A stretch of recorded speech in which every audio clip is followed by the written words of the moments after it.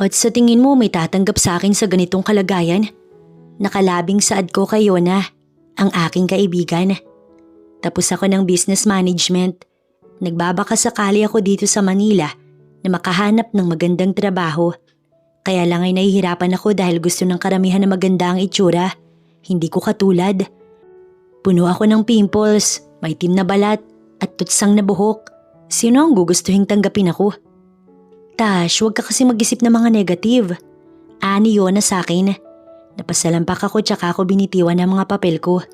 Nasa boarding house kami na inuupahan namin. May napasukan na si Yona. Samantalang ako'y heto at ilang linggo nang nag-a-apply pero wala pa ding progreso. Bukas tatanungin ko yung manager namin kung may space pa sa amin. Ani Yona, wala naman ako ibang pamimilian kundi ang maghintay kaysa naman sa wala. Oh, saan ka pupunta? Anya sa akin pero umiling lang ako tsaka naglakad-lakad. Sa bigat ng dibdib ko, kailangan kong lumanghap ng hangin. Pasado 11:00 na ng gabi nang makarating ako sa napakahabang tulay ng De La Fuente. Kakaunti na lang ang mga dumadaan ng mga panahon na yun. Kaya na-e-enjoy ko kahit papaano ang pag-ihip ng hangin. Nang mamataan ko ang isang ginang na nasa gilid ng tulay at nakatitig sa kawalan. Pinanood ko siya hanggang sa dahan-dahan siyang umakyat sa tulay. Kaya naman nagmamadali akong hinabol siya dahil kaunti na lang ay tatalo na siya. Ma'am! Malakas na saad ko tsaka ako hinawakan ng balikat ng damit niya para hindi siya makatalon. Ma'am! Hindi ko alam kung bakit biglang bumuhos ang aking luha. Ma'am please, maawa na po kayo. Huwag niyo pong gawin yan. Umiiyak na saad ko. Hinata ko siya sa abot ng aking makakaya. Hanggang sa matagumpay ko siyang maitawid pabalik sa kalsada. Hingal na hingal ako nang mapasalampak ako sa kalsada. Bakit niyo po ba gustong magpakamatay? Bakit mo pa ako kailangang iligtas? Umiiyak na Anya. Wala nang kwenta ang buhay ko na ito. Kung ganyan ang katwiran niyo, paano pa po ako? Hindi ko alam kung bakit tumutulo ang aking luha. Alam niyo po ba na hindi lang kayo ang may problema sa mundo? Madami. Ako, alam niyo po ba na mas malala pa po yung kalagayan ko kaysa sa inyo? Kaya please ma'am, huwag niyong sayangin ang buhay niyo. Alam niyo po ba yung buhay na mayroon ako? Kailangan kong kumayod at makipagsapalaran para mabuhay. Kailangan kong gumising at paulit-ulit na magsimula sa umaga. Kailangan kong ipaglaban ang buhay ko sa hirap ng buhay. Kaya ngayon niyo sa akin sabihin kung may kabuluhan ba ang buhay niyo kaysa sa buhay ko na hanggang ngayon inilalaban ko. Nakatanaw lang siya sa akin at nakikinig. Lumapit ako sa kanya at siya ay niyakap. Ma'am, makakayanan niyo din po lahat yan. Basta ipagkatiwala niyo lang po sa Diyos ang lahat. Saad ko habang tinatapik-tapik ang likod niya. Nang mahimasmasan siya ay pumara ako ng taxi at isinakay siya doon. Ibinayad ko ang natitira kong 500 piso na para sana sa budget ko hanggang sa isang araw. Pagbalik ko sa bahay ay tulog na si Yona. Nangihina ako napaupo sa aking higaan. Binagsak ko ang aking katawan sa kama hanggang sa ipikit ko ang aking mga mata. Pakiramdam ko'y napagod ako kaya mabilis lang din akong kinain ng antok.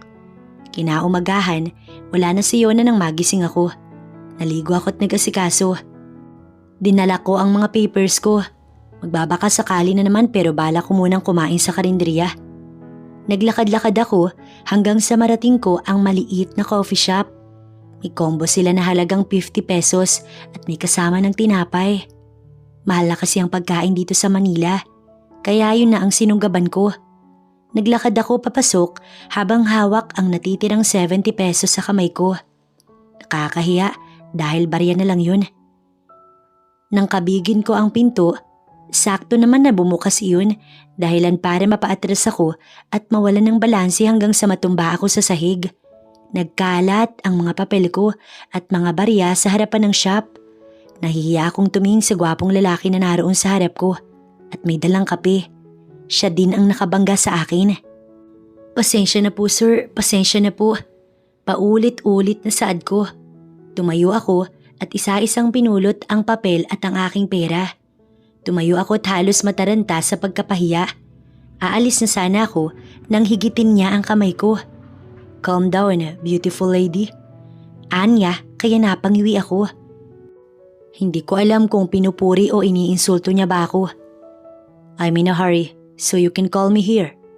Anya tsaka iniabot sa akin ang calling card niya. Umiti pa siya tsaka sumakay sa kotse na naroon pala sa likuran ko.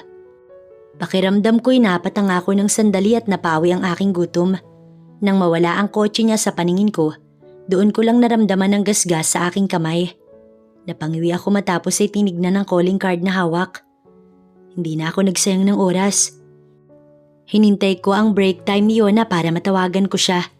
Ibinalita ko sa kanya ang mga nangyari. Bakit ang positibo nang naiisip ko na magkakaroon ako ng trabaho? Mabilis na naman akong pinautang ng pamasahe papunta sa building ni Hizuka Maro. Iyon ang nakapangalan sa calling card, kaya malamang ay siya na iyon. Isang malaking building ang bumungad sa akin at sa unahan noon may Moro na nakalagay. Inaasahan ko na ang mga mapanghusgang mata na titingin sa akin kaya naman nagbaba ako ng tingin. Siguro ay dahil na din sa itsura ko kaya ako hinarang ng gwardiya sa entrada ng building. Anong kailangan mo? Hindi ka qualified dito. Anang gwardiya sa akin. Kilala po ako ni Mr. Morrow.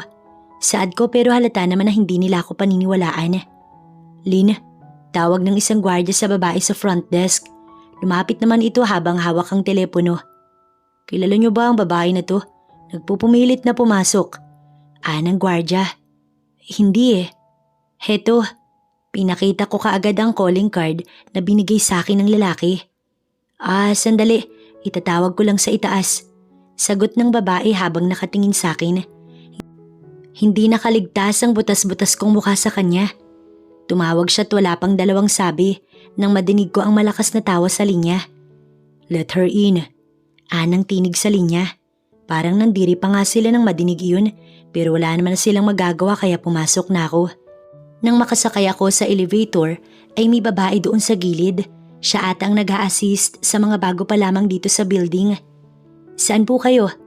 Nakangiting-an niya sa akin. Kay Mr. Morrow po. Dapat pa ba akong magulat kung ganyan ang reaksyon niya? Hindi na siya kumibo hanggang sa makarating kami sa opisina ni Mr. Morrow. Pagpasok ko doon ay nandoon si Mr. Morrow at abala. Oh, finally. Come in please. Anya, hindi ko alam kung pakitang tao lang bang ginagawa niya o totoo. Dahil hindi ako sana na itinatrato ng tama dahil sa aking itsura. Naupo ako sa mesa na naroon at ganoon din siya nang kumulo bigla ang tiyan ko.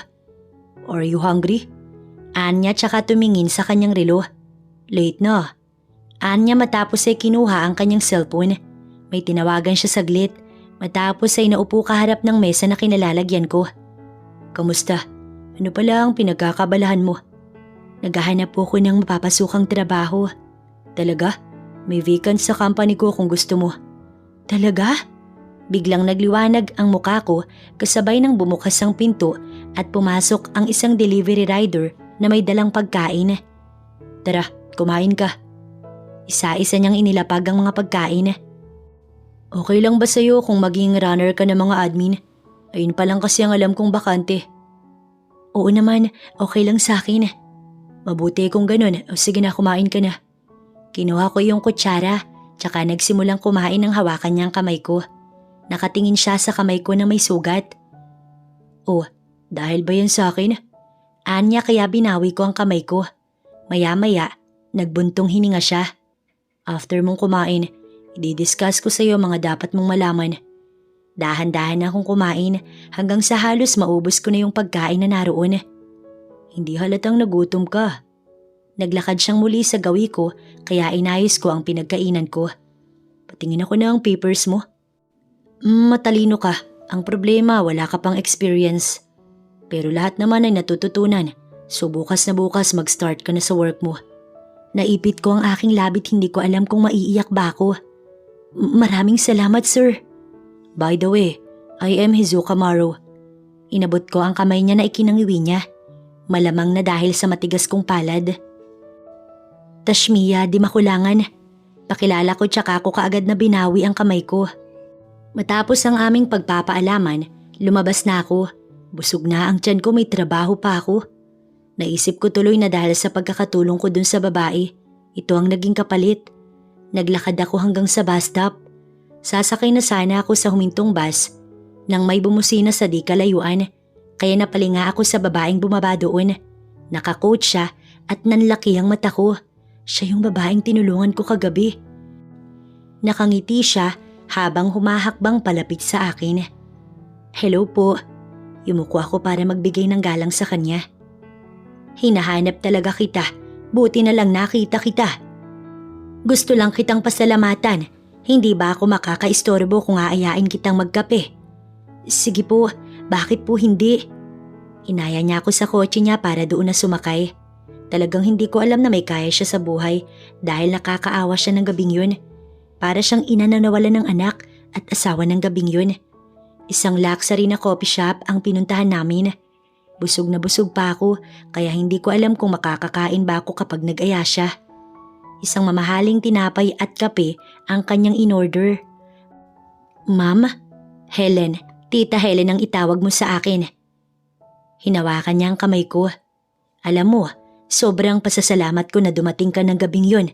Kung hindi dahil sa iyo, hindi ko marirealize kung gaano kahalaga ang buhay na kailangan ko palang lumaban para sa aking pamilya. Totoo naman po kasi yun. Sa sobrang tuwa ko sa iyo, pinahanap kita. Kung ano ang buhay na meron ka, kung ano ang laban na kinakaharap mo. Kaya naman gusto kong alukin ka ng trabaho, iha. Natuwa ang aking puso. Sunod-sunod na biyaya ang dumadating sa akin. Pero nakatango na ako kay Hizuka. Ma'am, may na-apply na po kasi akong trabaho at ayoko naman po na basta na lamang talikuran yun. Naintindihan naman niya ako. Binawi ko ang aking kamay dahil naiilang ako. Nagtitinginan na din kasi ang mga tao doon. Halatang nandidiri. Pangit ako. Totoong pangit ako't hindi ko itatanggi yun. Ngayon alam ko na kung bakit isang bangungot ang buhay mo. Pero imbis na magpaapi ay dapat mas iangat mo ang iyong sarili. Nakangiting niya. Maya-maya pa, naglabas siya ng calling card at ibinigay iyon sa akin. Mula ngayon, kaibigan mo na akong masasandalan. Maaari mo din akong maging ina kung minsan. Utang ko sa iyo ang aking buhay. Kaya't wag na wag kang magdadalawang isip na tawagan ako kapag may kailangan ka. Masaya akong umuwi sa boarding house namin. Pinabaunan pa nga ako ng 2,000 ni Miss Helen, kaya nagkusa na akong bumili ng hapunan namin ni Yona. Pag uwi niya ay hapong-hapo siya. Oh, anong nangyari sa'yo? Tanong ko habang nag-aasikaso ng mesa. Napagod ako. Napakasungit ng admin dun. Nagtanong ako ng slot para sa'yo kaya lang wala naman na daw available. Ganun ba? Okay lang Yona. May trabaho naman na ako. Saad ko tsaka siya napatingin sa akin. Talaga? Mabuti naman. Masaya akong malaman at least kahit papaano alam kong okay ka na. Kinaumagahan, pumasok na ako sa company. Isang matanda ang sumalubong sa akin. Siya daw ang manager ng Marrow Building. Isa-isa na din sa akin pinakilala ang mga admin sa building at karamihan ng mga tao doon ay hindi nalalayo sa edad ko. Pero lahat sila ay magaganda. O ngayon pa lang isasabihin ko na, Sir Hizuka ang nag-hired sa kanya kaya maging maayos sana ang trato ninyo sa kanya. Tashmiya, una na ako sa iyo. Nga pala ako si Berna, Miss Berna na lang. Saad niya kaya tumango ako. Iginiya nila ako sa mga papel na naroon. Matagal na daw kasing tambak yun at kailangan dalhin sa storage. Tashmiya, maitanong ko lang, ilang taon ka na? Anang babae na sa pagkakatanda ko ay Jenny ang pangalan. Maganda siya at flawless ang balat. May kolorete sa kanyang muka. Maganda siyang talaga. Ano yun? Okay lang naman. Ilang taon ka na? Naku-curious ako kung ganyan ba talaga itsura mo. Maayos naman ang pagkakadeliver niya kaya lang masama talaga ang tama noon sa akin. 26 na ako. At oo, ganito talaga ako. Paano? Dadalhin ko muna ito sa storage. Wika ko tsaka naglakad palabas ng opisina. Bagsak ang aking mga balikat nang lumabas. Mabigat din kasi ang mga papel. Pinindot ko ang button ng elevator at bumukas yun. Nagkabulagaan pa nga kami ni Sir Hizuka nang makita ko siya sa loob. Oh, nag-start ka na pala. Saan ang punta mo? Ani Sir Hizuka tsaka napatingin sa mga papel na aking daladala. Ang dami naman yan. Sige na, tutulungan na kita pataas dun. Naku, hindi na po sir, ako na lang po. Tanggi ko pero mapilit siya kaya wala din akong nagawa dahil sumama siya sa akin sa storage. Napatingin pa ako saglit sa nasa ibabaw ng papel. May kakaiba akong nabasa pero hindi ko na pinagtuunan ng pansin. Kapag may tataas ka pa dito, may cart naman dyan, so pwede mo yung gamitin. Hizu! Malakas na tawag sa kanya sa kung saan. Sabay kaming napalingon sa magandang babae. Walang ayos ang mukha, talaga namang napakaganda. Kath! Nagbaba ako ng tingin nang mapatingin sa akin yung Kath. Si Tash nga pala. Newly hired dito sa company. Sir, excuse me po. May gagawin pa kasi ako. Paalam ko at tumango naman si Sir Hizuka. Kahit doon sa Kath na yun, nagpaalam na din ako. She's quietly beautiful. Dinig kong anang babae na hindi ko naman alam kung sino ang tinutukoy. Mas maganda ka sa lahat. Dinig kong ani Sir Hizu. Tama siya. Maganda si Kath. Sobrang ganda. Naging maayos naman ang takbo ng aking trabaho at syempre pagod dahil runner nga ng mga admin pero carry naman. Yung mga lait word lang talagang hindi ko kayang tagalan. Kahit nga mga lalaki sa company, hindi ako nare-respeto dahil sa itsura ko. Friday noon at pauwi na, kaya lang walang masyadong dumadaang sasakyan nang makadinig ako ng isang busina. Oh, kanina pa kita dyan nakikita. Tara, ihatid na kita. Naku sir, hindi na po. Maghihintay na lang po ako dito. Tara na, magsasyabo-syabo kami ni Ma'am Kath mo. Sumama ka na. Anya sa akin kaya tumango ako. Alam ko naman na hindi siya titigil sa pangungulit. Mag-iisang buwan na ako nagtatrabaho bilang runner ng mga admin at nakilala ko si Sir Hizuka sa pagiging mapilit. Sumakay ako sa kotse niya, sa likod, dahil si Ma'am Kath sa tabi niya. Susunduin natin si Ma'am Kath mo. Anya tsaka ngumiti. Tumango lang naman ako. Madami siyang ikinuwento sa akin na manliligaw siya ni Kath at isa itong modelo. Malapit na daw kami sa pinagtatrabahuhan nito nang ihinto niya ang kotse. Kaya napahawak ako sa gilid. Kinuha niya iyong phone niya dahil sa tawag at mukhang sikat. Hindi ako pwede tonight. Naging matamlay si Sir Hizuka matapos nilang mag-usap. Nang lumingon siya sa akin ay ngumiti siya. Tara, magsyabo-syabo tayo. Tsaka dinrive ang kotse papunta sa Korean resto.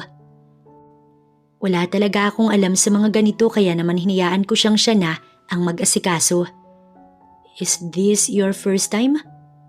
Opo sir, pasensya na po kayo. So ganito lang yan.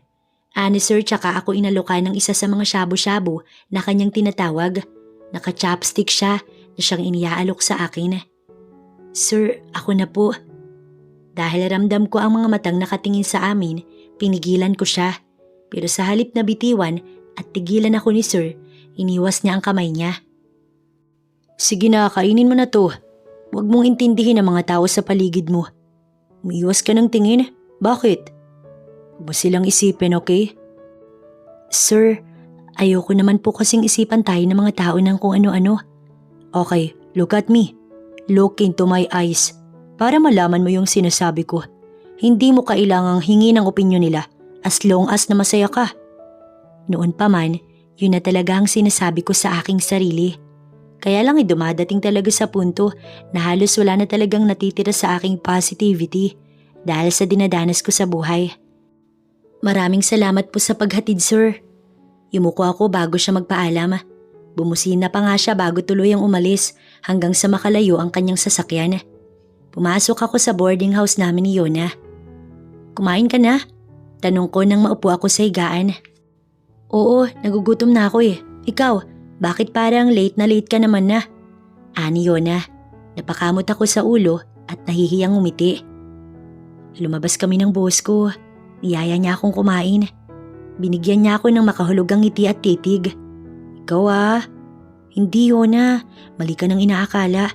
Kasama dapat namin si Kat, yung girlfriend niya. Kaso hindi naman siya dumating kaya kami na lang ni sir. Alam mo, magandang pangitain yan. Nga pala, may mga package na dumating sa'yo. Sa tita mo daw galing. Wala namang pumapasok sa isip ko na tita dahil wala naman kaming kamag-anak sa abroad. Binuksan ko iyong box at mga facial treatment ang nandoon. Hala! Kahit si Yona ay nagulat dahil sobrang dami nun. May glutathione pa nga na sigurado kung makakatulong sa akin dahil maitim ang balat ko. Ito na ang chance mo, girl, para mag-glow up. Kinikilig na ani Yona. Pakiramdam ko'y talagang nag-boost ang self-confidence ko dahil sa sinabi niya.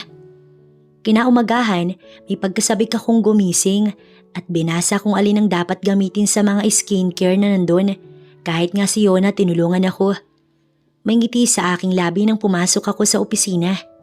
Naging usap-usapan ang pagre-resign ng sekretary ni Sir Hizuka sa kumpanya. Nagpupunas na ako noon ng mga gamit sa loob ng opisina dahil wala pa namang utos. Hay nako, masyado naman kasi siyang assuming. Sa tingin niya ba papatulan siya ni Sir sa ganoong estado niya? Saad ni Abby, malapit na kaibigan ni Tanya at katable niya din. Alam mo sis, hindi naman masamang mangarap. Tumawa ng malakas iyong Tanya. I'm sure, hahanap si Sir ng bagong papalit sa kanya. Baka isa na sa atin ang mapili niya. Kinikilig na ani Abby. Hindi na ako nakinig pa. Sa halip ay nagwalis na lang ako. Miss, di makulangan. Ipinatatawag po kayo ni Sir Morrow sa office niya. Ako? Baka may ipapalinis lang. Ani Tanya. Pagpasok ko sa opisina ay problemado si Sir. Nandyan ka na pala. Nakangiting Anya na para bang napawi ang lahat ng kanyang problema. May gumugulo po ba sa isip ninyo, Sir? Maraming naiwanan unfinished business ang sekretary ko at talagang siya lang ang nakakaalam. Ano pong pinoproblema ninyo? Palagi ko kasing kasama si Hana sa kahit saang transaksyon. Kaya naman namumroblema talaga ako kung paano ako nito. Kung hindi niyo po mamasamain, Sir, pwede naman po akong maging substitute. Pwede din namang hindi. Sana hindi mo masamain, pero matataas na taong makakaharap ko. Hindi sila basta-basta. At wala din silang sense of humor na tulad ko. Huwag mo sanang masamain pero iniiwas lang kita na masaktan ng iba. Anya kaya nagbaba ako ng tingin. Don't take it negatively. Concern lang ako sa feelings mo. Sorry. Wala kang dapat ihingi ng sorry. Anya kaya tumango ako para ako nabuhayan. Nang sumapit ang tanghalian ay sa labas na ako kumain. Hindi ko kasi type yung ulam sa loob. Sakto naman na nakalabas na ako ng company nang huminto ang isang kotse sa tapat ko at bumaba si Miss Helen. Oh, nandito ka. Anong ginagawa mo dito? Saan ka papunta? Kakain po sana ako sa karinderya. Hindi ko po type yung mga pagkain sa loob. Nilingon niya ang building na aking pinanggalingan. Tara, kumain tayo sa labas at ililibre kita. Magiliw na Anya. Sumakay ako sa kotse niya hanggang sa makarating kami sa isang simpleng restaurant. Miss Helena, masyado naman pong madami tong in-order nyo. Hapis na hapis yung pisngi mo. Kumain ka ng maayos. Anyway, mas gusto ko madinig na tinatawag mo akong tita. Ano nga pala't ganyan ang mukha mo?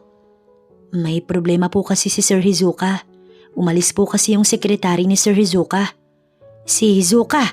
Then bakit hindi siya sa akin nagsasabi? Bulong na Anya matapos ay napatingin sa akin. Ano pala ang problema niya? Ngiwing ani Miss Helen. Ako sana yung ipapalit niya. Kaya lang hindi naman talaga ako kagalang-galang na tignan. Huwag kang magsalita sa akin ng ganyan. Maganda ka inside and out kaya wala kang dapat na intindihin. Maarte lang ang anak, boss mo na iyon. After nyan milalakarin tayo, okay? Tita Helen, naiilang na saad ko habang siya nakangiti naman na parang natatouch. Pwede ko po bang malaman kung bakit nyo sinubukang tapusin ang buhay nyo ng panahon na iyon? Tulad ng sabi mo, iba-iba ang pinagdaraanan ng tao. Siguro, hindi lang ako ganoong pinatatag ng panahon. Niloko ko ng asawa ko at hanggang ngayon ganun pa din ang ginagawa niya. Hindi ko inaasahan na ganoon ang problema niya. Yun ang pinakamasakit, ang basta talikuran at lokohin ang taong pinaka-espesyal at pinagkakatiwalaan mo. Tita Helen, tawag ko sa kanya nang tumulo ang kanyang luha. Yun ang dahilan. Kaya ako ginustong mamatay pero dahil sa iyo kaya tumigil ako. Isa pa'y dahil sa anak ko. Ayokong maranasan niyang dinanas ko ngayon. Gusto kong makita at makilala kung sino ang mamahalin niya para mailayo ko siya kung masama ang intensyon nito sa kanya. Pero hindi po kayo magdedesisyon sa kung sino ang mamahalin ng anak nyo. Yan ang masaklap na katotohanan. Anya sa akin. Nga pala, natanggap mo na ba yung mga pinadala kong skincare sa'yo? Hindi ko naisip na sa kanya pala nang galing yun. Opo, hindi ko po alam na sa inyo pala galing yun. Ayos lang, hindi ko din naman pinasabi. Kumain ka na ng kumain. Napakaswerte na mga magulang mo at napakabait mo. Hindi naman po ako magiging ganito kung hindi dahil sa kanila. Tulad ng sinabi niya, matapos naming kumain, niyaya niya ako sa kung saan may pagkasabik sa kanyang muka nang marating namin ng isang salon. Ano pong gagawin natin dito? Magpapaganda. Hindi ordinaryong salon ang napuntahan namin. Akala ko siya lang ang magpapaganda. Pero sinama niya ako hanggang sa makapasok kami sa isang room kung saan punong-puno iyon ng mga high-tech na machine. Pumasok ang dalawang babae na may suot na lab gown. Hello Miss Morrow. Bati sa kanya ng isa sa dalawang babae, yung medyo maedad na.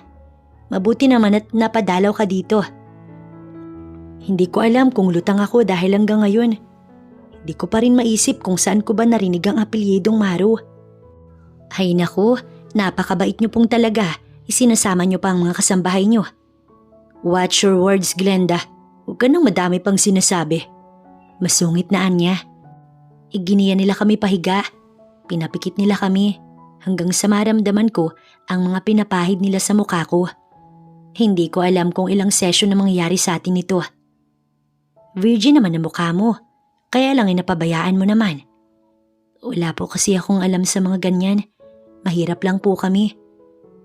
Hindi na kami nag-usap dahil may nilagay sila sa aking labi.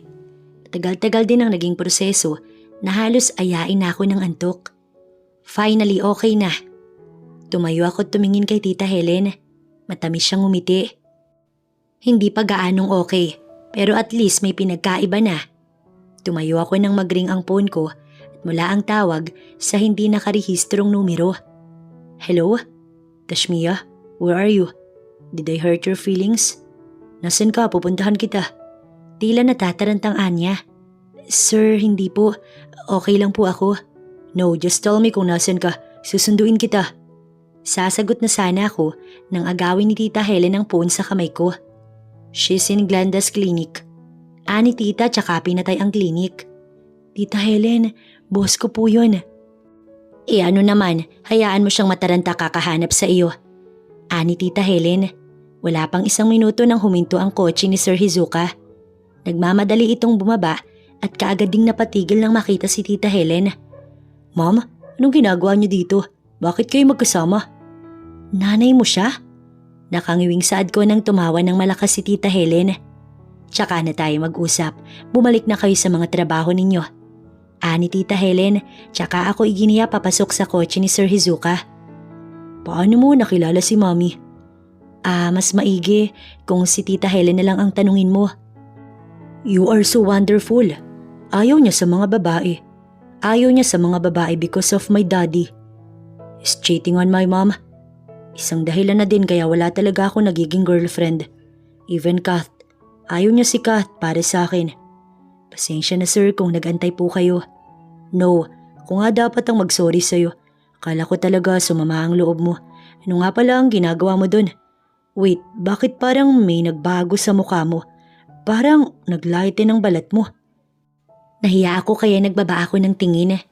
Mas better para mag-boost ang confidence mo. Sir, may nahanap na po ba kayong sekretary? Bakit hindi na lang po kaya isa sa mga admins nyo? No, ayoko ng mga ugali nila. Kung pwede ka nga lang, sana ikaw na lang ang pinili ko. Sana po may mag-apply na para naman hindi na kayo namumroblema.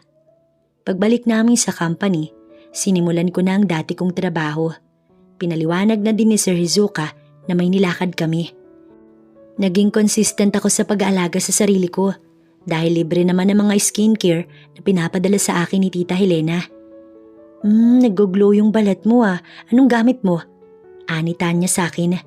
Huwag mong sabihin na gagamitin mo din yung ginagamit niyan. I'm sure mumurahin lang ang ginagamit niyan. Baka masira pa ang balat natin dyan. Ani Abby, Naging mainitin ang ulo niya sa akin ngayon dahil nga isa ako sa pinagpipilian na maging sekretary ni Sir Hizuka. Tumabi ka nga dyan. Ani Abby sa akin tsaka ako hinawi. Dahilan para mapabagsak ako sa sahig. Ayan, haharang-harang ka kasi. Anya tsaka ako tinaasan ng kilay. Napatingin ako sa kanya ng masama pero ang matalim niyang mata unti-unting naging mapungay. Sinundan ko ang kanyang mata kung saan siya nakatingin at nakita ko doon si Tita Helen habang nakatingin sa akin.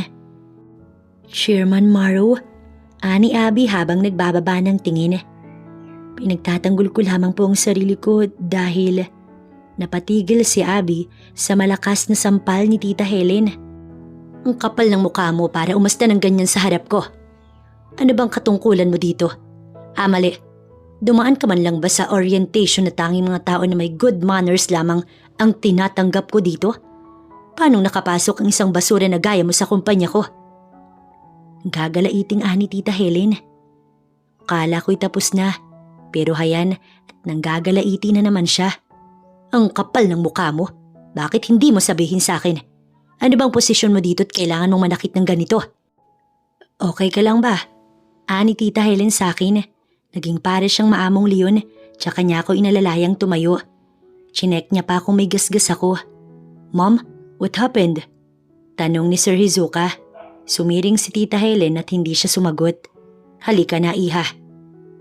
Inalalayan ako ni Tita Helen. Pagsabihan mo yung empleyado mo, Spade. Tsaka niya ako iginiya papunta sa elevator. Pasensya na po, hindi ko po sadya pati po tuloy kayo nadamay. No, honey. Alam ko ang lahat dahil nakita ko. Anya habang hawak ang aking braso. Napatingin ako sa kamay ni Tita Helen na nakahawak sa akin. Humahabol na ang kulay ko sa kanya. Malaki na ang pinagkaiba. Di ko pa din kasi naiisipang humarap sa salamin dahil ayoko ma-disappoint. Pero hindi na nila ako gaanong dinidiscriminate sa itsura ko. Kaya mukhang may development talaga ang pag-aalaga ko sa aking sarili. Paglabas namin sa elevator, nagpunta kami kaagad sa opisina ni Sir Hizuka. Kakausapin ko si Spade, sasabihin kong ikaw na ang maging sekretary niya at i-fired na ang babaeng yon. Tita, hindi niyo naman po kailangan gawin yun. Sa ngayon po kasi hindi pa po kasi pwede. Alam niyo naman po na hindi presentable ang itsura ko. Anong hindi? My God, iha, kung alam mo lang. Pero hindi, kakausapin ko talaga si Spade para naman maging mapanuri siya sa mga empleyadong tinatanggap niya. Okay na din naman na po ako. Hindi po ako gaanong nasaktan, tita. Natigilan ako nang makita ko si Kat doon. Nakaupo sa sofa at nabaling na din sa akin ang pares ng kanyang mga mata na kanina nandoon sa magazine na kanyang binabasa. Nagsalubong ang mata nila ni Tita Helen.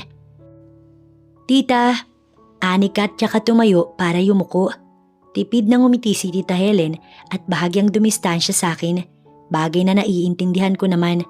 Dahil alam kong nirerespeto niya pa din si Hizuka bilang manliligaw nito kahit alam kong hindi siya boto kay Kat. Maya-maya ay pumasok na si Sir. Di ko nasabi na nandito si Kat, Mom. Magalang na ani Hizuka. It's fine, honey. Gusto ko lang ipaalam sa iyo na si Tashmiya na ang pinipili ko bilang sekretary mo. Mom, hindi niyo po ko pwedeng.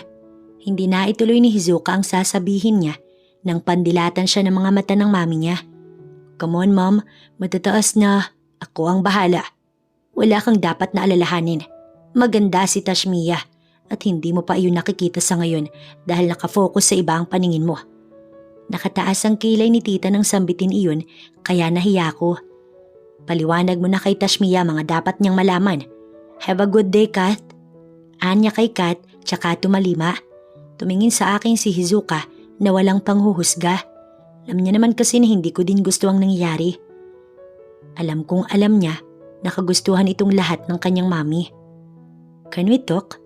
Ani Kat, mag-usap tayo ng tayong dalawa lang. Tash, please, iwanan mo muna kami. Sad niya kaya tumango ako.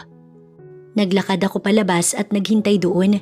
Umaasa ako na hindi ko sila madidinig. Pero si Kat kaagad ang nadinig ko.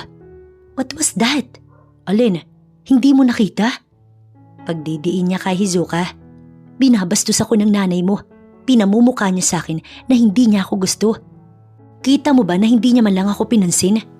Kat, we already talk about that. Hindi mo naman kailangan pakisamahan si Mami kasi ako naman na makakasama mo eh. Sigurado ka? And what about that girl? Akala mo ba hindi ko napapansin? Mas pinaprioritize mo na siya. Mas inuuna mo na siya. Mas iniintindi mo na siya kaysa sa akin. Come on, Kat. Hindi totoo yan. Dinig kong giit ni Sir. Nakagat ko ang ibabang labi ko. Sino ko para pag-awayan nila? Sa tingin mo ba ganun? Hindi ganun, Kat. Ikaw ang gusto ko. Malabong magustuhan ko siya. Walang pumapansin sa kanya. Kaya ako ang nagkukusa at sana maintindihan mo yun. Naaawa ako sa kanya. Naipit ko ang aking labi. Sumama ang aking pakiramdam na para bang may namumuong sama ng loob. Hindi dahil sa mga sinabi ni Kat, kundi dahil sa awa na sinasabi ni Hizuka. Kasalanan ko tong lahat. Bakit ko kasi binigyan ka agad ng kahulugan ng mga magagandang bagay na pinapakita sa akin ni Hizuka? Awa? Sa tingin mo naniniwala ko sa sinasabi mo? Maganda si Tashmiya at lalo pa siyang gumaganda. Hindi ako maniniwala kapag sinabi mong hindi dahil una pa lang nung morena pa siya, hindi siya binubuli dahil sa itsura niya. Nabubuli siya dahil maganda siya kahit ganun ang skin type niya. Kat, please tama na. Bakit? Di ba totoo? Di ba? Stop it, Kat. Please. Bakit? Ayaw mong madinig ang katotohanan na kahit ang mami mo gusto siya para sa'yo? Napasinghap na lang ako nang biglang bumukas ang pinto at lumabas si Kat. Tumingin siya sa akin, kaya lang ay siniringan niya ako. Muling bumukas ang pinto at lumabas si Sir Hizuka. Napatingin siya sa akin pero nilagpasan niya lang din ako. Nanlumo ako. Pakiramdam ko'y nadudurog ang aking puso. Kinagat ko ang aking labi para pigilan ang luha na pabagsak na. Naglakad ako hanggang sa makita ko sa labas si Sir Hizuka. Nagtago ako hanggang sa bagsak ang mga balikat niya na pumasok sa loob. Hindi ko alam kung kakapalan lang ba ng muka pero bala ko nang mag-resign. Naglakad ako habang tirik ang araw. Dinaraanan ako ng mabibilis na mga sasakyan hanggang sa mapaupo ako sa isang bench sa ilalim ng puno malapit sa highway. Pakiramdam ko'y napagod ako kahit walang ginagawa. Napalinga ako sa salamin ng coffee shop at napasinghap ako't dahan-dahang naglakad palapit doon. Napatanga ako. Hindi ko alam kung ako pa ba yung nakikita ko. Hinawakan ko ang aking pisngi. Malayo na sa dating butas-butas at maitim. Amazing, isn't it? Napatingin ako sa gilid ko kung saan naroon si Tita Helena. Tara, ayusin na natin ang lahat. Tita Helen, I'm sorry po. Ano po kasi? Tara na. Anya tsaka hinila ang kamay ko. Ngayon ko lang napansin iyong salon na katabi nitong kinalalagyan namin. Madam! Mainit ang pagtanggap kay Tita Helen ng baklang naroon. Napangiwi siya nang ako ay makita. Kay gandang babae tapos ganyan ang datingan ng buhok. Diyos ko, naisalab ka ba sa apoy? Anya sa akin kaya natawa si Tita Helen. Make a magic, Becca. Hindi ako nagsalita habang inaayos nila ang buhok ko. Open your eyes slowly. Wika ni Tita Helen. Nakaidlip kasi ako hanggang sa dahan-dahan kong ibukas ang aking mga mata. Hanggang sa makita ko ang kakaiba kong itsura. Hindi ako makapaniwala na ganito na ako kaganda. Diyos ko, napakaganda mo, Iha. Gusto kong maiyak. Hindi ko alam na magiging ganito pala ako kaganda. Hindi ako makapaniwala. I'm sure ngayon, alam ko nang overqualified ka para humarap sa mga investors na yon. Sa tuwa ko, nayakap ko ng mahigpit si Tita Helen. Tumulo ang luha ko. Hindi ko mapigilan na maging emosyonal, pero ang mas iniiyak ko ay may maliit na akong nararamdaman para sa anak niya. Bumalik na tayo sa company. Tignan natin kung anong sasabihin ng anak ko. Saad niya pero umiling ako. Kung maaari ayoko na munang magkaroon ng kahit na anong komunikasyon kay Hizuka dahil kay Kat. Nagpaalam po ako kay Sir na uuwi po muna ako. Masama po kasi talaga ang pakiramdam ko. Gusto mo bang ihatid na kita? Nakakatuwa ang concern na pinapakita niya sa akin. Ngunit sa kabila ng kabaitan niya, may mga tao na hindi iyon naiintindihan. O baka dahil wala ako sa sitwasyon niya. Baka kapag napunta din ako sa sitwasyon na yun, ganun din ang gawin niya sa akin dahil ayaw niya sa mga babaeng nakapaligid sa anak niya. Kaya ko naman na po. Salamat po sa concern niyo, Tita Helena. Naglakad ako papunta sa labas ng salon. Ilang minuto lang nang may bus na dumaan, kaya iyon ang aking sinakyan. Nasa gilid ako ng bintana, kaya itinuon ko ang aking paningin sa daan. Hanggang sa makita ko ang isang restaurant kung saan naroon si Kat kasama ang isang lalaki na hindi ko naman kilala. Para po, biglaan ko na lang nasabi. Bumaba ako sa bus para klaruhin ang aking mga nakita. Nagsiselo siya? Para saan? Para saan at kailangan niya makaramdam ng ganun? Gayong nagtataksil naman pala siya kay Hizuka. Naglakad ako palapit sa kinilalagyan niya. Pero kaagad kong itinago ang sarili ko nang matanaw ko ang paglabas nila. Wala naman sigurong masama kung mapapadalas ang paglabas natin, hindi ba? Oo naman, walang magbabawal. Ani Kat, matapos ay sumakay sa kotse. Hinintay kong makaalis ang kotse. Hanggang sa magtagpo ang mata namin ni Sir Hizuka. Nakatanaw siya sa akin kaya nagmamadali ko siyang nilapitan. Wala ka namang nakita, di ba? Saad ko pero dahan-dahang tumingin sa akin ang mapupungay niyang mata hanggang sa tumulo ang luha niya ng buong buo. Did I do something to her? Wala kang ginawa. Tara na, bumalik na tayo sa opisina. Hinawakan ko ang kamay niya tsaka ako pumara ng taxi. Bakit ka ba kasi nandito? Pumunta si Mami sa office. Andiya, tama ang sinabi niya na malaki na ang ginanda mo. Tinuon niya ang kanyang mata sa akin. Kaya nailang ako. Huwag na po muna kayong mag-isip, sir. Pero naging tahimik lang siya. Nasa taxi na kami noon nang mag-ring ang kanyang cellphone. Nang silipin niya kung sino iyon, si Kat ang caller. Sa halip na sagutin, pinatay niya yun. Tingin ko, kailangan ko nang mag-focus sa sarili ko. Tama si Mami. Wala akong dapat na pagkatiwalaan kundi ang sarili ko.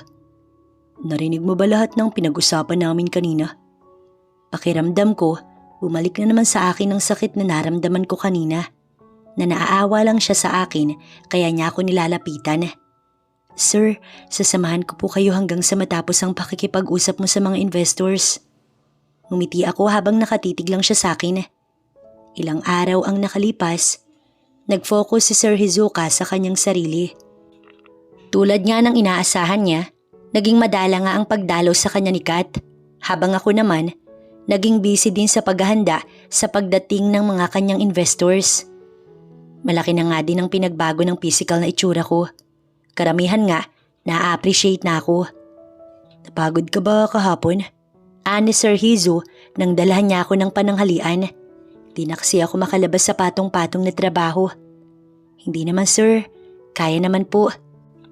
Umiti ako pero nanibago ko dahil sa tingin niya na hindi naaalis sa akin. May problema po ba? Ang ganda mo. Bagaman pabulong, para bang puso ko lang ang nakadinig sa kanya. Nabingi ata ang tenga ko. Hindi po. Pangit po ako. Tandaan niyo po ba nung unang pumasok ako dito? Halos walang gustong makipagkaibigan sa akin. But I stay. Napatingin ako sa kanya nang isagot niya yun sa akin. Sa totoo lang ay hindi ko inaasahan na ganoon ang isasagot niya sa akin. At napakasinsero niya nang sabihin niya iyon.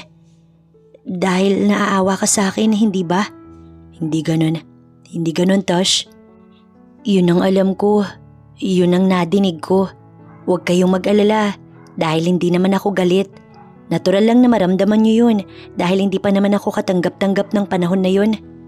Tumayo ako sa table at pumunta sa pagkaing dala niya. Tara na, madami pa tayong gagawin kaya hindi pwedeng magsayang ng panahon. Base sa pagkakaalam ko, mula pa sa ibang bansa ang mga bisita ni Hizuka, pati na ang kanyang mga investor. Kumain ka ng madami. Maninipis na ang pisngi mo. Sir Hizuka, ibalik mo kung paano mo ko itrato noon. Saad ko nang mapakurap siya. Nawalan ako bigla ng gana, kaya tumayo ako. Balak na sanang bumalik sa mesa ko. Kaya lang hinawakan niya ang kamay ko para pigilan. Please, Tosh. Sanay ako sa kung ano tayo dati. Ayokong magbago yun, please. Ayokong mahalin mo ko dahil sa awa mo. Hindi na nga akala ko eh. Akala ko nga talaga ay awa ang lahat ng nararamdaman ko.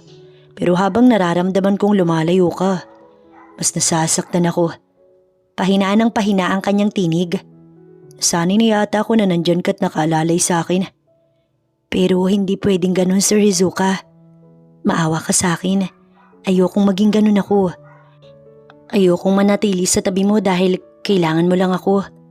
Akmang aalisin ko na ang kamay niya nang bumukas ang pinto at pumasok si Kat.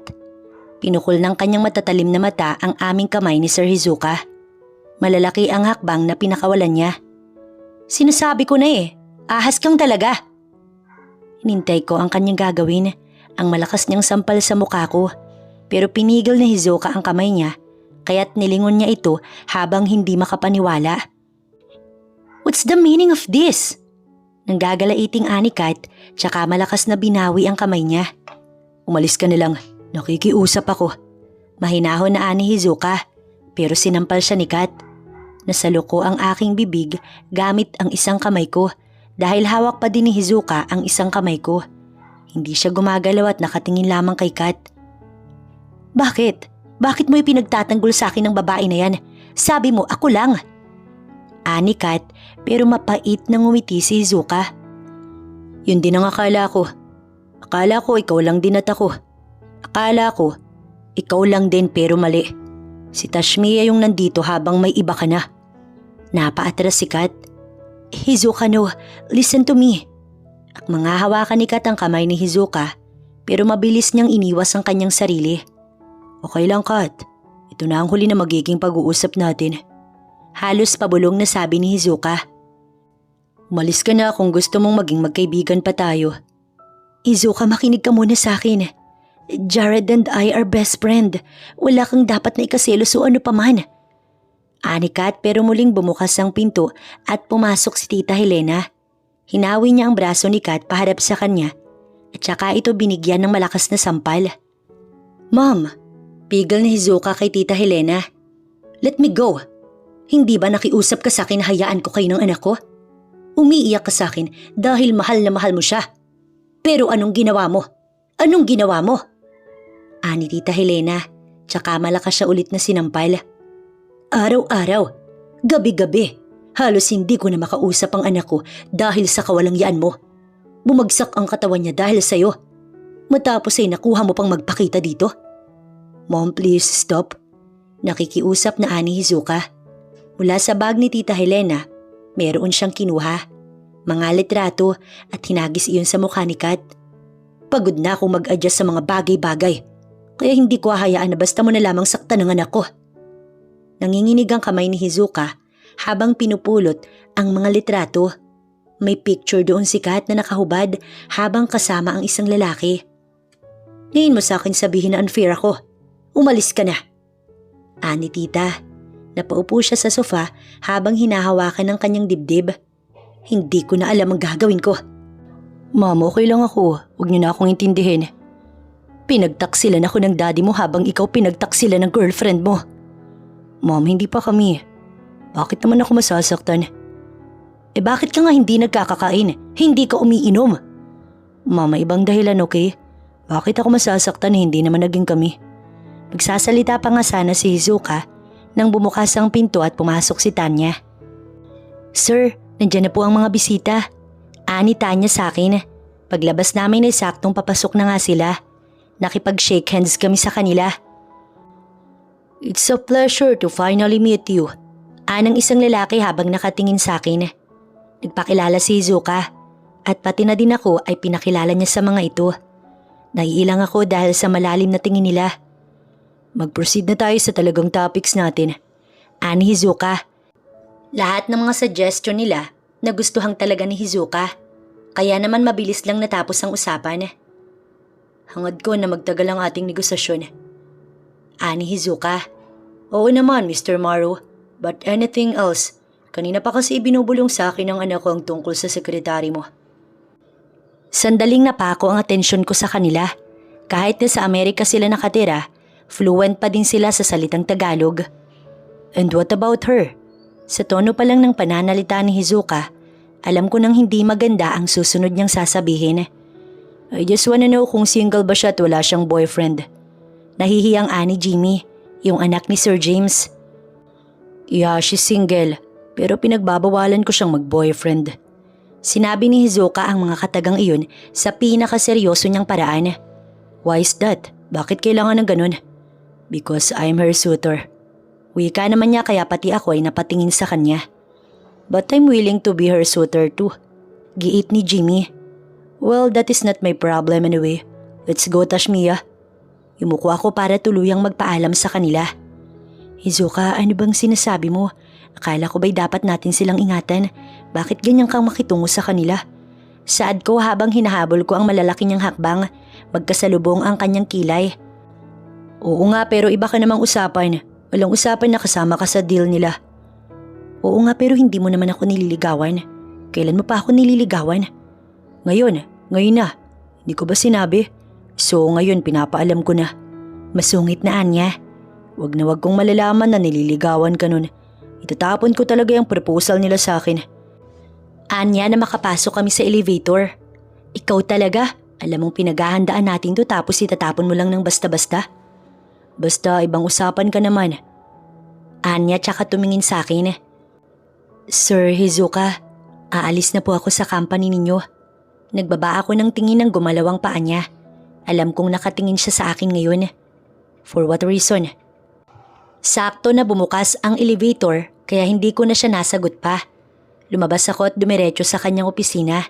Wala na doon si Tita Helena.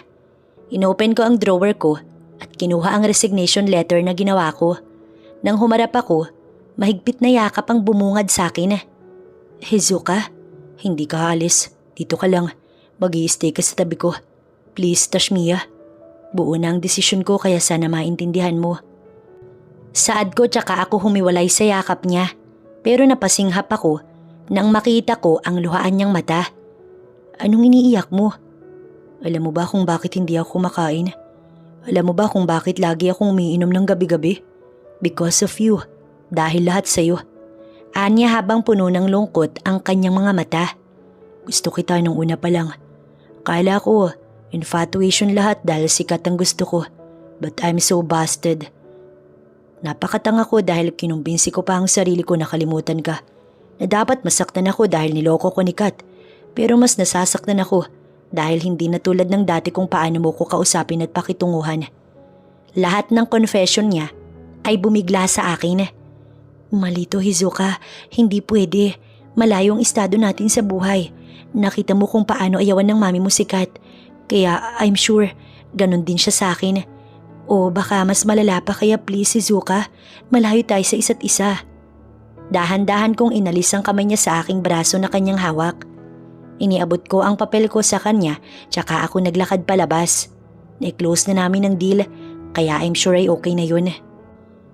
Machi, talaga bang ikaw yan anak? Ani nanay na makauwi ako sa bahay. Ilang oras din ang ginugol ko sa biyahe bago ako nakauwi. 6:00 na noon at putok na ang araw. Masarap sa balat ang taglay na init ng araw. Nay, ako nga po ito. Diyos ko, anong himala ang nangyari? Bakit nagkaganyan ka? Mukha kang artista anak. Nay naman Kakamot-kamot na saad ko. Niyaya ako ni nanay papasok sa loob hanggang sa makapasok kami. May mga gamit na doon na sa 3 buwan na pagtatrabaho ko, madami na talaga akong naipundar. Kung hindi nga lang sana kami maaapektuhan ni Zuka, baka nag-stay na ako sa kanya. Sa company niya dahil malaki ang sahod kumpara sa iba. May maliit na naipon na din ako kaya kahit papaano, may lakas ako ng loob na umalis doon. Nagtayo ako ng maliit na sari-sari store sa harap ng bahay namin at talaga namang naging mabili yun. Kaya mabilis ko lang ding napalago ang aming puhunan ni nanay. Kaya naman pala mabili tong tindahan niyo Ang ganda ng tindera. Nakangiting saad niya sa akin. Napalinga ako kay nanay nang hawiin niya ako. Mayor, magandang umaga po. Nakangiting ani nanay. Napaatras ako dahil siya pala ang mayor dito. Anak niyo po? Tumango si nanay. Nagpalitan pa nga ang tingin niya sa pagitan namin ni nanay. Wag ka nang magtaka, mayor. Kahit ako nagtataka din. Kinikilig na anya kay mayor. Single po ba? Hindi na. Kahit ako'y napasilip sa nagsalitang yun. Hizuka, anong ginagawa mo dito? Seryoso nga ako. Anya tsaka sumilip sa loob ng tindahan kung saan naroon si nanay. It's a pleasure to meet you, tita. I am Hizuka Spade Maru. Inabando na po akong nobyo ni Tashmiya. Iniwan niya lang po ako basta-basta sa Manila kaya sumunod na lang ako. Wait, ani Mayor nang hawakan ng balikat ni Hizuka. Naglayas to dahil sa selos kaya please, hayaan niyo naman kaming magkasama. Saad niya tsaka ako hinila pa uwi sa bahay namin. Hizuka, ano ba tong ginagawa mo? Bumalik ka na doon. Nang kasama ka? Anya pero sinamaan ko lang siya ng tingin. Alam ko na yan at hindi na ako takot dyan. Sa palagay mo matatakot ako dyan? Hizuka, wala kang mapapala sa akin. Wala ka din namang mapapala kahit ipagtabuyan mo ko. Kaya itigil mo na. Sayang lang ang pagod mo. Ano ba kasing gusto mo? Ikaw ang gusto ko kaya please Tashmiya, makinig ka naman sa akin. Mahal kita. Hindi kita pupuntahan dito kung hindi totoo ang nararamdaman ko. Pupunta si Mami dito. Kung ayaw mo magpasuyo sa akin siya ang sasadya sa iyo dito. Sandali nga, ano ba kasing ginagaganyan mo? Hizuka, alam ko naman eh. Kaya mo lang ako gusto ngayon dahil nagbago na ako. Iba na ang itsura ko. Hindi ko na iwasan na maging emosyonal. Gusto ko nang kalimutan kung ano ang meron kami. Pero paano, gayong lumalapit siya sa tuwing lumalayo ako? Ano bang sinasabi mo? Ilang beses ba dapat kitang kumbinsihin na hindi nga ako nagbabase sa panlabas na anyo? Yung sinabi ko kung nadinig mo. Sinabi ko lang yun dahil akala ko yun ang nararamdaman ko. Akala ko hibang lang ako na nagkakagusto na ako sa'yo. Pero minahal kita sa kung ano ka noon. Maniwala ka sa akin please, Tosh. Giit niya pero takot ang puso ko. Maya-maya pa ay pumasok si nanay. Nako iho, pasensya ka na ha. Pinaalis ko muna kasi si Mayor. Sino ka nga ba? Boyfriend po ng anak niyo, tita. Hizo, ano bang sinasabi mo? Sandali mga anak, ano bang nangyayari sa inyo? Ani nanay pero wala pang isang minuto nang bumalot sa buong kabahayan namin ang tinig ni Tita Helena. Diyos ko mare, walang problema ang mga anak natin. Ani Tita Helena, halata na kagagaling lang niya sa biyahe pero fresh pa din ang itsura. Sa totoo lang, ay isa si Tita Helena sa kinatatakot ko. Baka ayaw niya din ako tulad ng sinabi ko kay Hizuka. Pero heto siya. Personal pa akong dinayo sa lugar ko. Ako nga pala si Helena, nanay ni Spade. Ikinararangal ko na makilala ang pinagmulan ni Tashmiya. Inialok ni Tita Helena ang kamay niya kay inay na kaagad namang tinanggap. Wala pong duda na kayo ang nagpalaki sa nobya ng anak ko. Nakikita ko sa inyo ang pagiging responsableng magulang. Salamat po. Ani inay, kinurot ko ang tagiliran ni Hizuka. May sinabi ka ba kay Tita Helena? Wala. Ano naman ang sasabihin ko? Sandali at ipaghahanda ko kayo na makakain. Ani nanay, tulungan ko na po kayo nay. Asikasuhin mo muna ang mga bisita mo dyan. Sandali lang naman ito. Hizuka, bakit hindi ikaw ang tumulong sa nanay ni Tashmiya? Para naman kahit papaano magkakwentuhan kayo. Ani Tita Helena. Hindi na umimik si Hizuka at sumunod na lamang doon. Iha, kung maaari gusto kitang makausap. Akala ko'y sa sofa kami mag-uusap, pero naglakad siya palabas kaya sumunod ako sa kanya. Masarap ang katamtamang sikat ng araw dito sa inyo, kaya mas masarap na mag-usap sa labas. Malayo ang lugar na ito kaysa sa Maynila na nakasanayan namin, pero alam kong mas magugustuhan ko dito kung sakali. Matalinghaga kaya inaasahan ko nang hindi mo gaanong maiintindihan. Malayo ang ine-expect ko sa nangyari. Panimulang ani at ito na ang kinatatakot ko. Ang mahusgahan niya ako. Malayo dahil hindi ko alam na mahuhulog ang anak ko sa'yo. Mapili siya sa mga babae at halos lahat ay talagang professionals. At sa lahat ng mga nagustuhan niya, wala akong nagustuhan kahit isa liban sa'yo. Tumingin siya sa akin kaya alam kong nakikita niya ang gulat sa aking reaksyon. Tita Helena, Tash, iha, gusto kong ipagkatiwala sa'yo ang puso ng anak ko. Ikaw ang maging daan para makita ko ang kaligayahan sa kanya. Ayokong sapitin na naman niya ang sinapit ko. Naging emosyonal siya.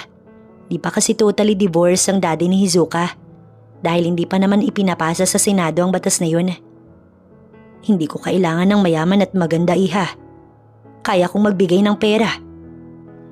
Kaya kong mag-adjust. Pero yung taong alam ko na mapag-iiwanan ko sa anak ko, mahirap hanapin yun. Pero tita, hindi po ako. Ikaw ang napili ko. Minsan nakitang malungkot at nagselos. Minsan na kitang nakitang magpahalaga sa mga bagay-bagay. At minsan na kitang itinuring bilang anak ko kaya Tashmia, wala nang dahilan para umayaw ka. Ikaw din ang gusto ko makasama ni Spade hanggang sa huli. Tita Helena, mahal ko po si Hizuka. Napamahal na siya sa akin pero hindi ko po alam kung kaya ko bang pasukin ang mundo niya. Hindi pa po ako nagkakaroon ng karelasyon. Then welcome to my world. Napasinghap ako sa unahan ng pinto kung saan naroon si Hizuka at nakahilig. Kung magpapamulad sa iyo kung ano ang mundo na mayroon ako, kaya hindi mo kailangang mag-alala, Tashmia. O siya, mag-usap muna kayo. Kakamustahin ko din ang nanay mo. Napakurap ako nang humakbang na si Hizuka papunta sa akin. Narinig kita. Anya habang nakapamulsa. Nakatingin din siya sa kalangitan. Napamahal na ako sa iyo. Ibig sabihin may pag-asa ako. Baka masaktan ka lang sa akin. Minsan mo na akong sinaktan kaya hindi na ako natatakot. Nung umalis ka ng biglaan I lost everything. Sobrang lungkot ko. Pero wala akong choice. Ayokong sayangin yung pinaghirapan natin kaya hinintay ko munang maplansya lahat bago ako sumugod dito.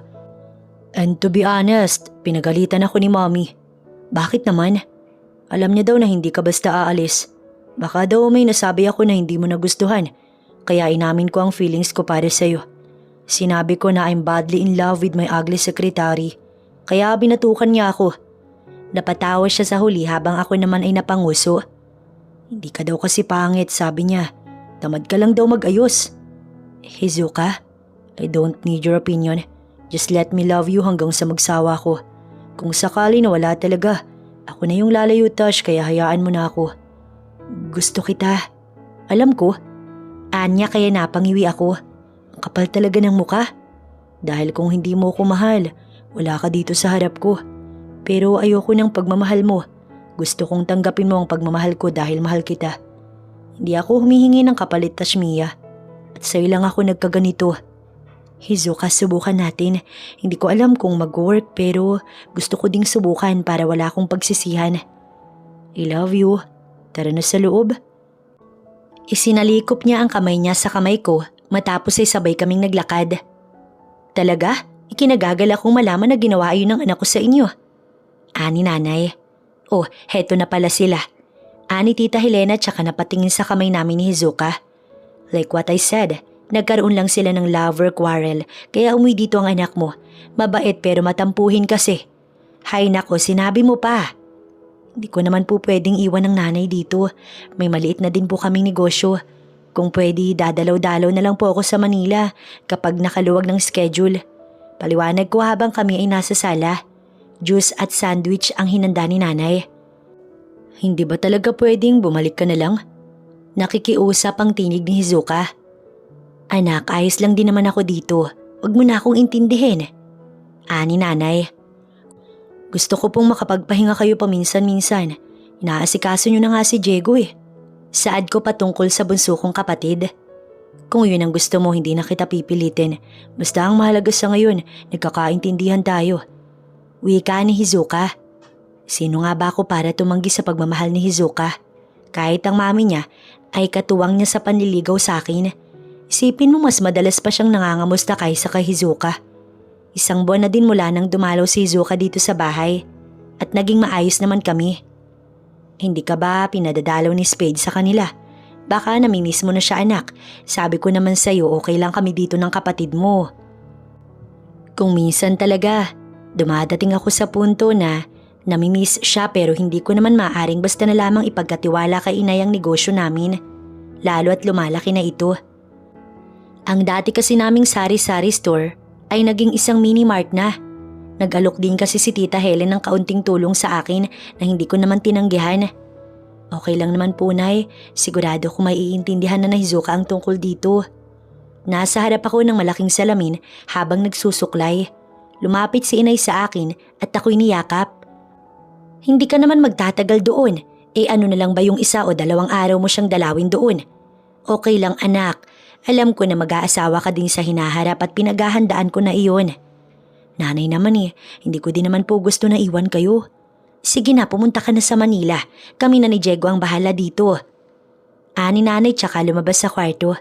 Naggayak ako ng mga damit hanggang sa maging okay ang lahat. Nagpaalam ako kay nanay. Nakangiti pa nga siya nang lumabas ako. Nasa opisina ako nang tumawag si mami sa akin. "Nakausap mo ba si Tashmia? Hindi ko matawagan." Nag-aalalang ani mami. "It's fine, Miss Sweet. Kahit kailan na hindi siya naging ganyan sa iba kong niligawan. Well, alam ko naman na anak na ang turing ni mami sa kanya." "Mom, just chill, okay? Baka naman may ginagawa lang si Tash." "Hay nako, ikaw naman kasing bata ka. Baka nagtatampo na yun hindi mo kinakamusta." Kahit hindi ko nakikita parang nakalabi siya. "Mom," hindi ko natapos ang sinasabi ko nang bumukas ang pinto at pumasok si Tashmia. "Mom, hold on. I call you back." Sabik na saad ko tsaka ako mabilis na pinatay ang linya. Tumayo ako sa swivel chair at mahigpit na yakap ang sinalubong ko sa kanya. Hindi iyon nagtagal at hinagkan ko siya. Isang mabilis na halik. "God, I miss you so much. Sorry kung hindi ko sinabing dadalawin kita. No, hindi yun mahalaga. Mas mahalaga ka." Muli kong hinagkan ang kanyang labi. I miss her lips kahit hindi ko pa iyon natitikman noon. Giniya ko siya papunta sa mesa nang hindi naghihiwalay ang aming mga labi. Palihim kong nilak ang pinto ng opisina para walang makapasok at umistorbo sa akin. Gusto ko lang siyang kausapin. Oo, tama, kausapin nga. "Hizuka?" Nahihirapan man, pinilit iyong bigkasin ni Tashmia. Pinipigil niya ako sa kung ano ang gusto ko. "I'm sorry. Bakit ka nga pala napapunta dito?" "Wala, namiss lang kita. Feeling ko naging busy ka lately. Hindi mo na ako natatawagan eh." Nakalabing anya at talagang kinikilig ako. Bakla na yata ako.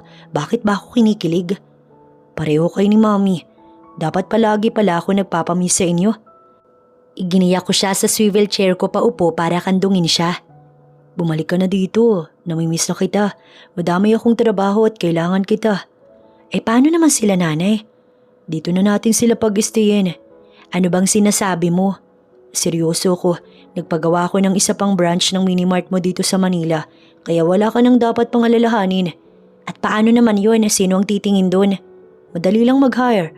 Huwag mo kong hahamunin dahil madali lang mag-hire." Pinikitan ko siya ng isang mata tsaka ako pinisil-pisil ang kanyang pisngi. "Nakakaakit talaga ang taglay mong ganda." Pero agad siyang sumimangot. "Bakit na naman?" "Wala, minsan kasi hindi ko maiwasang maisip na ginusto mo lang ako dahil sa itsura ko sa tuwing sinasabi mo yan." Dati pa naman kasi siyang maganda. Sadyang nandun lang kay Kat ang atensyon ko. "Huwag mong isipin ang mga bagay na yan. Mahal kita dahil mahal kita. Always keep that on your mind." At mga halikan ko siya nang malakas na pagkatok ang pumukaw sa aming atensyon. "Sino yun?" Aniya pero hindi na namin kailangan pang sagutin ang isa't isa nang madinig namin ang tinig ni Mami. "Spade, I told you, open this door." Nagmamadaling tumayo si Tash sa aking kandungan. Pinagbuksan ko si Mami ng pinto. "At kailan mo pa natutuhang ilak ang pinto?" Napatigil siya nang makita niya si Tashmia. "Oh God, daughter!" Kinikilig na Aniya tsaka nagtatakbo palapit kay Tashmia. Tsaka niya niyakap ito ng mahigpit. "Kailan ka pa dumating?" "Ngayon lang po ako dumating. Dito na po ako dumiretso. Pasensya na po, hindi ko nasagot ang mga tawag ninyo." Nahihiyang saad ni Tashmia. Giniya siya ni Mami paupo sa sofa. "Next time, pag kaya namang i-message mo ko, nag-aalala ko sa'yo." Habang hinahaplos ang buhok ni Tashmia ay wika ni Mami. "Pasensya na po talaga." Nakangiti ako habang pinagmamasdan ko sila. Matagal nang gustong magkaroon ni Mami ng babae sa bahay namin kaya naiintindihan ko kung bakit ganoon na lang kung mahalin niya si Tashmia. "So ano, hanggang kailan ka dito?" "Pinapadali na namin ni Spade yung Minimart mo doon. Miss na kita, iha." Puno ng tuwa ang kalooban ko dahil alam kong mahal ni Mami ang babaeng napili ko. "Tita, hindi niyo naman po kailangan mag-spend ng pera at panahon para sa akin. Pwede naman po akong bumisibisita dito paminsan-minsan." "Bakit? Wala ka bang plano na makasama man lang ang anak ko?" Malungkot na ni Mami. "Kung iniisip mo ang nanay mo, di sa bahay mo na lang siya patuluyin. Dalawa lang kami doon ni Spade. Kung sakali maging 5 na tayo doon, kasama si Diego. Hindi ba't magandang ideya yon? Palagi naman akong wala sa bahay. Mahaba din naman ang pasensya ko. Yung asawa ko nga naloko-loko'y napagtiyagaan kong makasama ng halos ilang taon. Si nanay mo pa kaya na alam ko namang mabait." Ma'am, hayaan na muna natin si Tash sa kung anong gusto niya. Salamat, Hizuka. Bakit hindi tayo magkaroon ng dinner date para naman kahit paano, magkaroon tayo ng sweet na bonding? Suggestion ko na inagrihan naman nila kaagad. Si Sairi ang pinagayos ko ng dinner date namin nila mami. Siya na ang naging kanang kamay ko mula nang umalis sa tabi ko si Tashmia. Inaasahan ko namang talaga ang pagpunta ni Tash dito pero hindi ganito kaaga. I talk her mother personally. Lihim akong pumunta sa probinsya nila para kausapin ang masinsina ng kanyang nanay. Gustong gusto ko si Tash at siya talaga ang nakikita ko sa hinaharap kaya naman pati ang pagpapakasal in the future, nabanggit ko din kay tita. Hello tita, nasa bahay niyo pa po ako. Nasaan na po ba kayo ni Hizuka? Ang usapan kasi 6:00 ng hapon pero mag-aalas 7 na papalabas pa lang ako ng bahay nila. Naka-white dress ako na mataas sa tuhod, kapares ang sandals na hindi naman kataasan. Naglakad ako palabas kung saan naroon si Sairi. Siya ang magiging driver ko ngayon. Naku, naghintay ka ba? Pasensya ka na. Medyo nahirapan kasi akong isuot ang damit ko. Nahihiyang saad ko at ngumiti siya. Pinagbukas niya ako ng pinto kaya pumasok na ako. Naghihintay na kaya sila doon? Hindi naman po, sakto lang. Kakadating lang din ni Sir Hizuka doon. Hindi kanya na nasundo kasi may inaasikaso din siya, kaya ako na po ang inutusan niya. Ani Sairi sa akin kaya tumango ako. Matapos ng pag-uusap namin na iyon, tumahimik na kami. Ilang minuto lang din bago kami nakarating sa isang restaurant, kaya lang ay katakang-takang walang tao, patay ang mga ilaw. Hala, mali yata tayo nang napuntahan. Tama po yan, pumasok na kayo. Hindi ko na kayo maihahatid sa loob. Hinihintay din kasi ako ng pamilya ko. Humakbang ako papasok sa restaurant na yun. Nasa bukana pa lang ako nang magkailaw ang paligid ng restaurant. Napakurap ako. Mula sa loob ay may babaeng lumabas. Naka-uniforme siya ng puti. Nakalimutan po kasing buksan yung ilaw. Pasensya na po ma'am. Okay lang. Sagot ko kahit medyo nawiwirduhan ako sa mga nangyari. Nauna siyang humakbang kaya ganoon din ang ginawa ko. Naglakad kami. Pinagbukas niya ako ng pinto.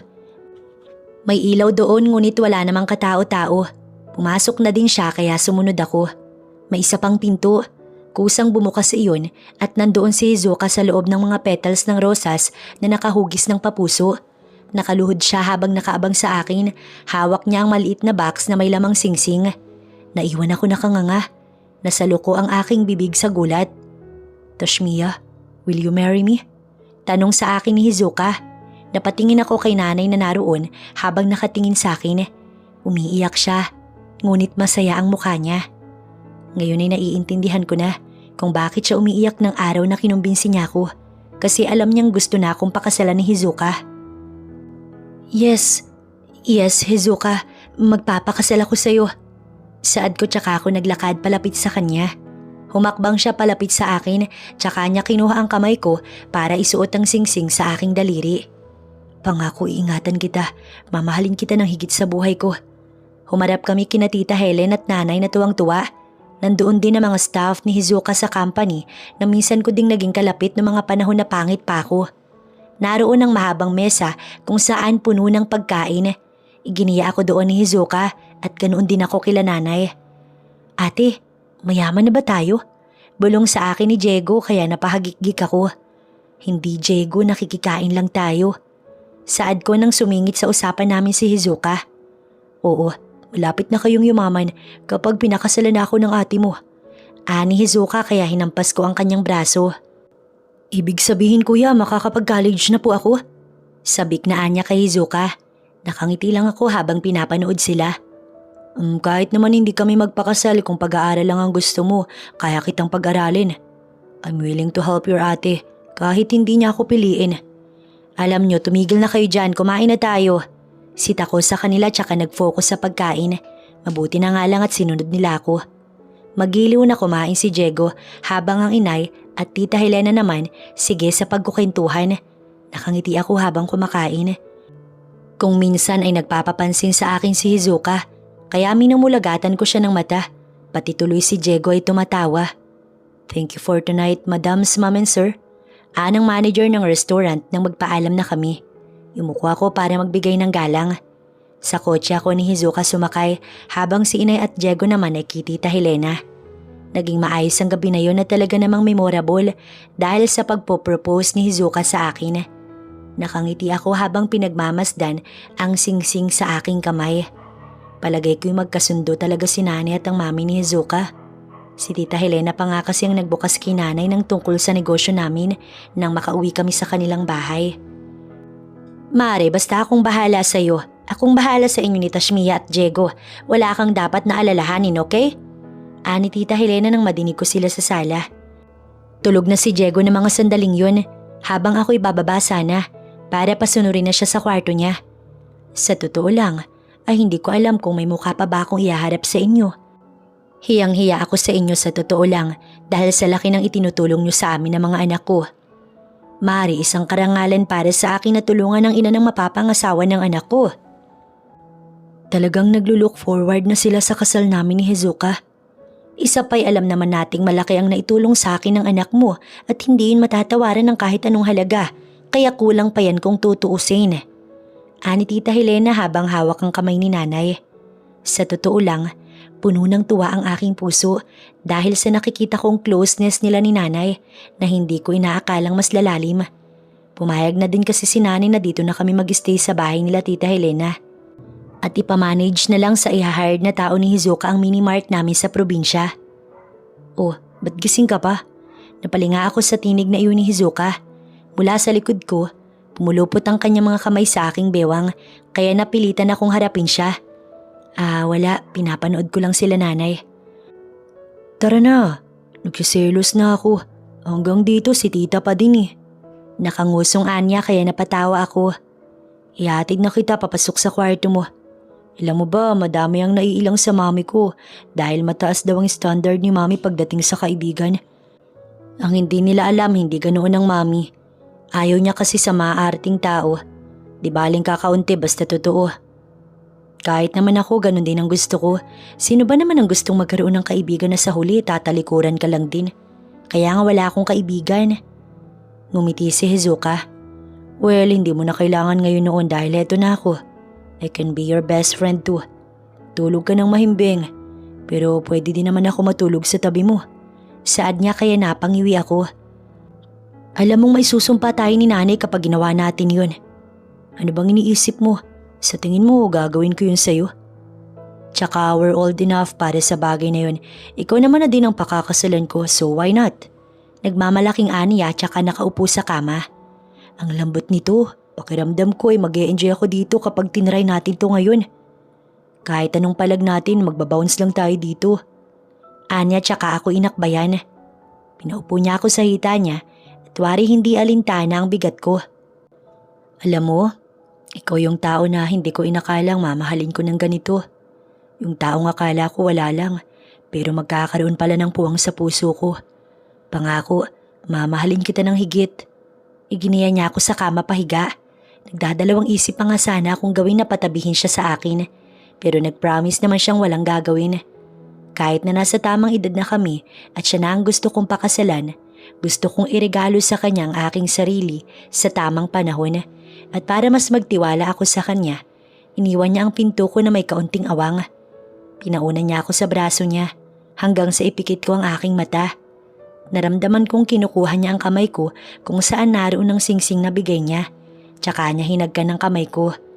Maraming mga bagay na sa mundo na hindi natin masasagot. Maraming mga pagkakataon na mahirap ipaliwanag. Tulad na lamang ng eksaktong nangyari sa amin ni Hizuka. Mula sa pagiging estranghero na hindi sadyang pagtatagpo hanggang sa pagiging malapit namin sa isa't isa at tuluyang mahulog ng hindi namin namamalayan.